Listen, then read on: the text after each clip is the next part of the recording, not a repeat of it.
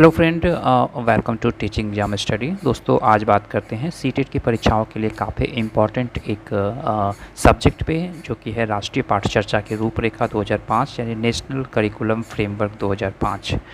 आप लोग अगर सीटेट की एग्ज़ाम की तैयारी कर रहे हैं तो एनसीएफ 2005 से ज़रूर आपको प्रश्न बनेंगे एग्ज़ाम में, और इस वीडियो के तहत आप प्रश्नों को ईजी वे में हल कर पाएंगे और चीज़ों को रिकॉल कर पाएंगे।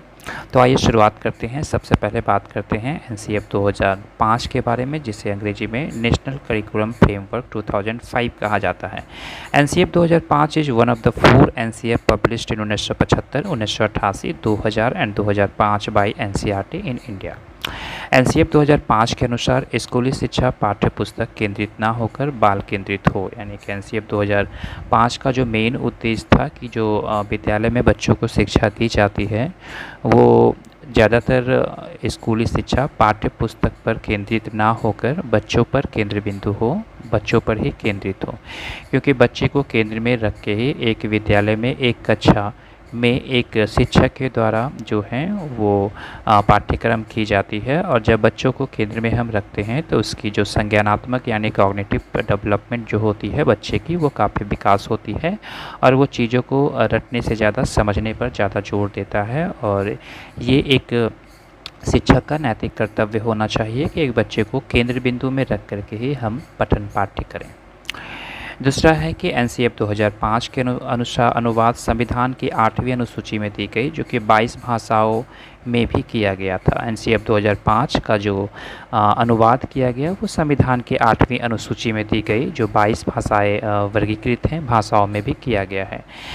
ये प्रश्न निरंतर पूछी जाती है एग्ज़ाम में। एनसीएफ 2005 को प्रोफेसर यशपाल की अध्यक्षता में तैयार किया गया था, और राष्ट्रीय पाठ्यचर्या की रूपरेखा 2005 का कुछ महत्वपूर्ण उद्देश्य था, और उस उद्देश्य के तहत ही एनसीएफ 2005 को है वो देश में लागू किया गया था।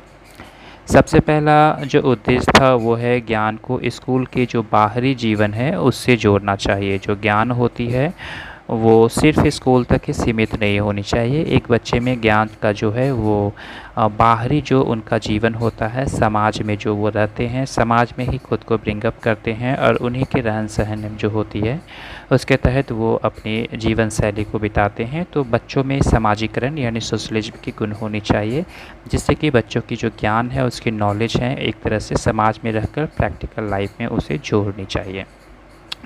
दूसरी पूछी जाती है कि पढ़ाई को रटंत प्रणाली से जो मुक्त किया जाना चाहिए। ऐसा कहा जाता है कि रटंत विद्या चलंत नहीं, बच्चों को रटने पर जोर नहीं देनी चाहिए बल्कि चीज़ों को समझने की जोर देनी चाहिए।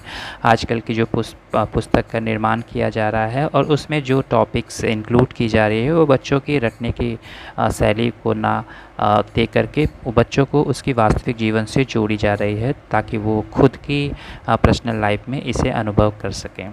फिर है कि पाठ्यचर्या पाठ्य पुस्तक केंद्रित ना हो। पाठ्यचर्या जो है किसी पाठ्य पर ही मुख्य केंद्रित ना हो, वो बच्चों पे ही केंद्रित होनी चाहिए। बच्चों को मुख्य केंद्र बिंदु पे रख करके ही पठन पाठ्य जो है वो कक्षा में शिक्षकों के द्वारा की जानी चाहिए।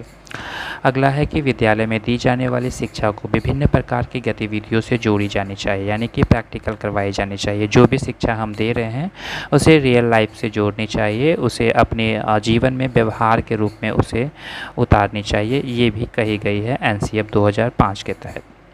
राष्ट्रीय विद्यालय में दी जाने वाली शिक्षा को विभिन्न प्रकार की गतिविधियों से जोड़ी जानी चाहिए, और राष्ट्रीय मूल्यों के प्रति आस्थावान जो नेशनल वैल्यू होती है उसके मूल्यों के प्रति आस्थावान होनी चाहिए, और विद्यार्थी तैयार किए जाने चाहिए। बिना भार के अधिगम यानी लर्निंग विदाउट बर्डन 1993 की रिपोर्ट बेस्ड है, और एनसीएफ 2005 विधियों पर जो है ये भी जोर देती है, यानी कि करके सीखना। बच्चों को स्कूल में कोई भी चीज़ प्रैक्टिकल वे में, यानी कि अपने खुद पे वो चीज़ को बना करके उस चीज़ को पे व्यवहार रूप से व्यक्ति को यानी बच्चों को सीखना चाहिए, उसके खुद के जीवन से रिलेट करके। निरीक्षण विधि होनी चाहिए, बच्चे में कहाँ तक किसी चीज़ की डेवलपमेंट हुई इसकी जो है वो इंस्पेक्शंस मेथड्स होनी चाहिए, परीक्षण विधि होनी चाहिए, एक तरह से टेस्ट मेथड भी होनी चाहिए।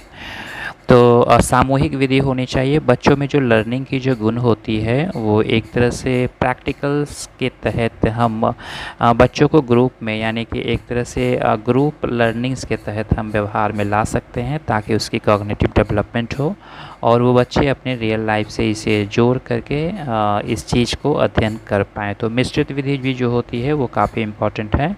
एनसीएफ 2005 के तहत रचनावाद की समक्ष प्राप्त होती है। बेस्ड ऑन द कंस्ट्रक्टिविज्म के तहत 2005 की एनसीएफ देखी गई है और एनसीएफ 2005 के अनुसार एक शिक्षक की भूमिका सुविधादाता जैसी होनी चाहिए, टीचर फैसिलिटेटर्स की होनी चाहिए। बच्चों में सुविधादाता के रूप में टीचर की एक इमेज बननी चाहिए कक्षा में। एनसीएफ 2005 के अनुसार अंग्रेजी सिखाने का उद्देश्य जो है वो बहुभाषावाद होने चाहिए यानी मल्टीलिंगुअलिज्म होनी चाहिए। एनसीएफ 2005 करके सीखने पर बल देता है। लर्निंग बाय डूइंग, इस वर्ड को आप याद रखेंगे, इस सेंटेंस को। एनसीएफ 2005 करके सीखने पर जो है वो ज़्यादा जोर देती है। तो ये इम्पॉर्टेंट थी एनसीएफ 2005 के बारे में जो कि लाई गई थी। और इस संबंध में एग्ज़ाम में अगर प्रश्न पूछेंगे नेशनल करिकुलम फ्रेमवर्क 2005 के संबंध में तो आप इजली वे में प्रश्नों को सही हल कर पाएंगे। अगर वीडियो अच्छी लगी होगी और चैनल पर नए होंगे तो चैनल को सब्सक्राइब कर लें और अगर कोई राय है तो कमेंट बॉक्स में अपनी राय ज़रूर मेंशन करें। वीडियो देखने के लिए धन्यवाद। मिलते हैं नेक्स्ट वीडियो में।